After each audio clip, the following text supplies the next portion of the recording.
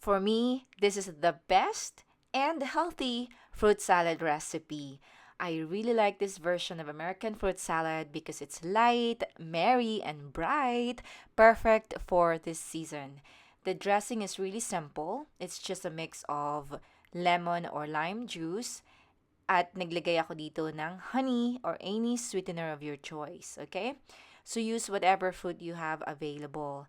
Ang recommended ko talaga ay dapat matamis yung mga prutas na gagamitin ninyo, okay? At kung ano yung season or kung ano yung gusto nyo talaga or yun na nga, whatever is available, use what you have.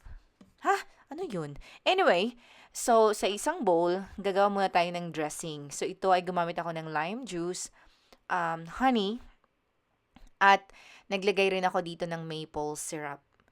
Pwede kayong gumamit lang ng honey or maple syrup o kung ano yung gusto nyo na pampatamis dito, okay? You can also use white sugar kung yun yung available. So dito gumamit ako ng pineapple, canned na mandarins, or tangerines. Basta orange yan. And then kiwi, mangga, canned na dark sweet cherries.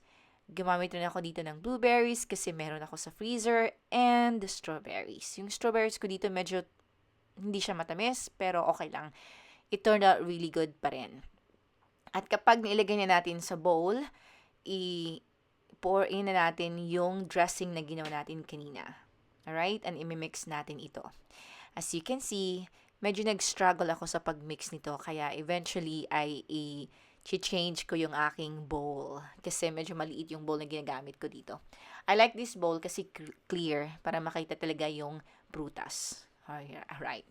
So sa lista naman ng mga ingredients at yung dressing recipe na ginawa ko, nasa description box yan lahat. Paki-check na lang. So, imimix lang natin ito hanggang sa ma-well combined. Siniset ko lang siya ng mga 5 to 10 minutes before serving. And it's really good.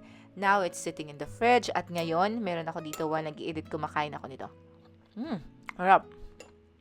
It's really good. Sana i-try nito guys. Thank you so much for watching.